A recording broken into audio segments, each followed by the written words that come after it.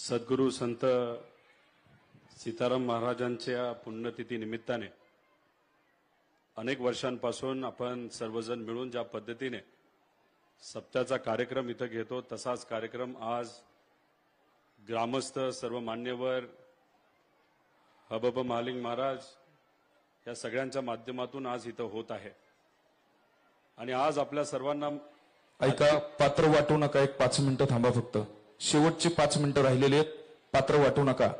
आज आपल्या सर्वांना आध्यात्मिक मार्गदर्शन करण्यासाठी नेहमीप्रमाणे हबब महालिंग महाराज आज इथे उपस्थित आहेत।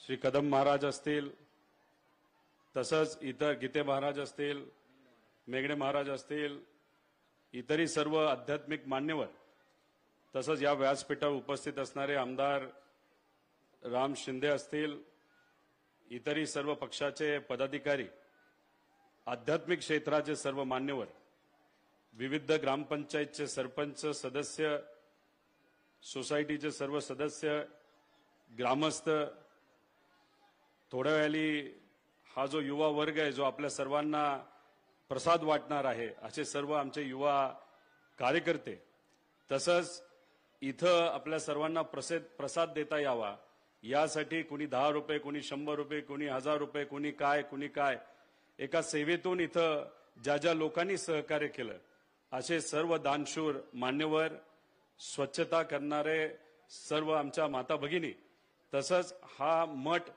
योग्य पद्धतीने चालावा आणि यासाठी वर्षोनवर्ष ज्यांनी सेवा दिली असे सर्व या मठाचे मान्यवर, उपस्थित सर्वच बंधू आणि भगिनींनो, इथं आल्यानंतर वेगळ्या प्रकारची प्रेरणा ही आपल्या सर्वांना मिळत असते। आम्ही सुद्धा इथं आल्यानंतर देवासमोर नतमस्तक होतो, एक ताकद मिळते, एक विचार मिळतो आणि त्या विचाराने आपण सर्वजण काम करत असतो। खरं तर विकास काम करत असताना मला नेहमी असं वाटतं आणि मी नेहमी हेच म्हणतो की आपण ते कधी करत नसतो। आता मगाशी महालिंग महाराजांनी आपल्या सर्वांना सांगितलं 3 कोटी इथं दिले, संत गीते बाबांच्या इथं 6 कोटी दिले। मला महाराजांना सांगायचंय की महाराज ते मी कुठेही काही केलं नाही, उलट एक आध्यात्मिक शक्ती आपल्याकडे ह्या सगळ्या गोष्टी करून घेत असते आणि तीच घटना इथं खऱ्या अर्थाने झालेली आहे। हे जे इथं सर्व भाविक येतात त्यांच्या मनामध्ये एक इच्छा असते की इथं एक चांगला सभामंडप असावा, इथं काहीतरी चांगला विकास व्हावा आणि त्यांची इच्छा देवासमोर ते जेव्हा व्यक्त करतात, आपल्या हातून या सगळ्या गोष्टी घडत असतात। जर कोणाला श्रेय द्यायचं असेल तर ते मला असं वाटतं की आध्यात्मिक ताकदीला श्रेय देण्याची खऱ्या अर्थाने जरूरत आहे। खरं तर इथं लाखो लोक येत असतात। मगाशी अनेक राजकीय मान्यवरांनी सांगितलं की हळूहळू महंती वाढेल। माझं एक म्हणणं आहे की महाराजांची महंती हळूहळू कधीच वाढणार नाही, ती आत्ताच मोठी आहे आणि फक्त इथं तो जो विचार आहे तो लोकांपर्यंत घेऊन गेला की बैल त्यांचं कार्य, त्यांचा विचार हा आपल्या सर्वांच्या माध्यमातून लोकांपर्यंत जावा। तसंच लोकांना इथं येता यावं, त्यासाठी चांगले रोड असावे, यासाठी सेवा म्हणून आपण जो प्रमुख पुढचा रोड आहे तो त्या ठिकाणी करू शकलो, जो खर्डा किल्ल्यापर्यंत जातो, संत गीते बाबांच्या इथं सुद्धा जाणारा रोड आपल्या माध्यमातून तिथं सेवा म्हणून झाला, याचा आनंद माझ्यासारख्याला आहे। मगाशी महालिंग महाराजांनी सांगितलं की इथं 2 मोठ्या कमानी असाव्यात। महाराज तुम्ही सांगितलं, महाराजांच्या मुखातून ती गोष्ट आली आणि येत्या काळामध्ये पुढचा सप्ताह होण्यापूर्वी हे 2 मोठ्या कमानी झाल्या असतील असा शब्द या ठिकाणी आपल्याला मी खरं तर देतो। त्याच्याच बरोबर महालिंग महाराज तुमच्याबरोबर अनेक वर्ष मला काम करता आलं। तुम्ही ज्या प्रेमाने, ज्या आत्मविश्वासाने आणि सेवेच्या दृष्टिकोनातून इथं काम करत आहात, अप्रतिम आहे। कधी 1 वाजला 2 वाजला तरी कुठेही काय अडचण आली तर तुम्ही इथे असता, लोकांच्या सेवेसाठी असता। अँब्युलन्स असेल, त्याच्या माध्यमातून लोकांना सेवा असेल, तर मला असं वाटतं की तुम्हाला आशीर्वाद जर कोणी दिला असेल तर संत सीताराम बाबांनी तो आशीर्वाद दिलेला आहे। त्यांनी तो निर्णय घेतलाय की हबप महालिंग महाराजांनीच इथं मठाचे प्रमुख म्हणून राहावं, त्यांच्या माध्यमातून इथं असणाऱ्या लोकांची सेवा घडो। जर महाराजांनीच ते सांगितलं असेल तर ते आम्हा सगळ्यांना, आपल्या सगळ्यांना ते ऐकावं लागेल आणि 100% तुम्ही जे बोलाल ते महाराजांचा आदेश असं म्हणून तिथं आम्ही सर्वजण करू। याच्याच बरोबर येत्या काळामध्ये जे काय आपल्याला चांगलं करता येईल ते करू, कारण की एखादा मठाचा जो प्रमुख असतो त्याच्यावर जबाबदारी खूप मोठी असते. संत गीतेबाबांचा इथं विकास करत असताना काही लोकांनी असं सांगितलं की आपण एक वेगळा ट्रस्ट करूया, लोक त्या ट्रस्टमध्ये घेऊया. पण मला असं वाटलं की असं कुठलाही ट्रस्ट करून चालत नाही. इथं असणारा मठाचा प्रमुख चांगला आहे म्हणून हा मठ चांगला चाललाय, आणि मग तिथं आपण लोकल करून राजकारण करण्यापेक्षा जर संत गीतेबाबांचा मठ कोणाच्या अध्यक्षतेखाली द्यायचा असेल तर तो संत भगवान बाबांच्या ट्रस्टच्या अंतर्गतच दिला गेला पाहिजे असं आम्हा सगळ्यांना तिथं वाटलं. मग शास्त्री महाराजांना आम्ही भेटलो, त्यांचे आशीर्वाद घेतले, त्यांना विनंती केली आणि विनंतीला मान देऊन शास्त्री महाराजांनी आपला जो हा संत गीतेबाबांचा गड आहे तो त्यांच्या ट्रस्टच्या अंतर्गत गेलेला आहे. 6 कोटीचं काम तिथं सुरू आहे. येत्या काळामध्ये खूप काय आपल्याला करायचंय, ते 100% तिथं आपण घडू. त्यामुळे महाराज तुम्ही फक्त सांगा काय करायचं, आम्ही सर्वजण ते करण्यासाठी तयार आहोत.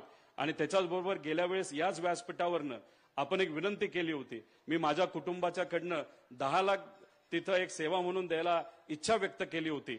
पण ती इच्छा आम्ही तुमच्या पाठीमागे आहोत, कधी ते सेवा द्यायची तर तुम्ही फक्त आम्हाला सांगावं. आणि ते तिथंच न थांबता तुम्ही अजून जर काय असेल तर आम्ही सर्व पदाधिकारी नक्कीच तुमच्या सेवेसाठी जे काय लागेल ते करण्यासाठी तयार आहोत. एवढंच या ठिकाणी सांगतो. आज गणरायाची चतुर्थी, मी मनापासून आपल्या सर्वांना चतुर्थीच्या निमित्ताने शुभेच्छा देतो आणि थांबतो. रामकृष्ण हरी. सद्गुरु सीताराम बाबा की. धन्यवाद दादा. आपण या ठिकाणी आपलं मनोगत व्यक्त करून आमचे अनेक प्रश्न. त्याचबरोबर आपण सर्वजण या परिसरामधून उपस्थित आहेत. मोठ्या संख्येने माता भगिनी उपस्थित आहेत. आमदार रोहित पवार उपस्थित आहेत. ज्येष्ठ नेते मधुकर आबा राळेभाग उपस्थित आहेत. एकूणच या महती आपल्या सर्वांना ज्ञात आहे. दिवसेंदिवस गर्दी ही वाढत चाललेली आहे. गीतेबाबाचा मठ असो, महिला मंडळीला विनंती.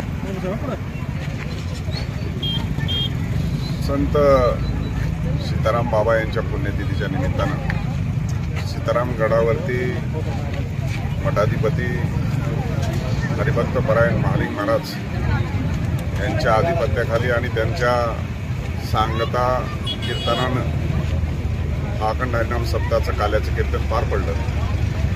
गेल्या 10 वर्षाच्या कालखंडामध्ये मठाची खूप मोठी प्रगती झाली. भौतिक झाली आहे, मानसिक झाली आहे, वैचारिक झाली आहे. आणि अनेक भक्तगण मोठ्या भक्तिभावाने या गडावरती येतात. बाबांच्या प्रती श्रद्धा आणि निष्ठा ठेवून आपलं जीवनचरित्र चांगल्या पद्धतीचं आनंदमयी व्हावं या संदर्भामध्ये पूजा अर्चा करतात, त्यांच्या चरणावरती माता ठेवतात. आणि दिवसेंदिवस ही लोकांना त्याच्या माध्यमातून एक चांगली मानसिकता आणि भूमिका तयार झाल्यामुळं भक्तगण मोठ्या प्रमाणात या गडाची विकासाची मुहूर्तमेढ. मी या जिल्ह्याचा पालकमंत्री आणि विभागाचा आमदार असल्याकारणानं मोठ्या प्रमाणामध्ये निधी आणला. गावकऱ्यांचंही मोठं सहकार्य लाभलं, भक्तांचंही सहकार्य लाभलं आणि हे मूर्त स्वरूप खऱ्या अर्थानं मठाचं निर्माण झालेलं आपल्याला पाहत आहे. शेजारीच गीतेबाबाचा गट देखील आता विकासाच्या दृष्टिकोनातून पुढे वाटचाल करतोय.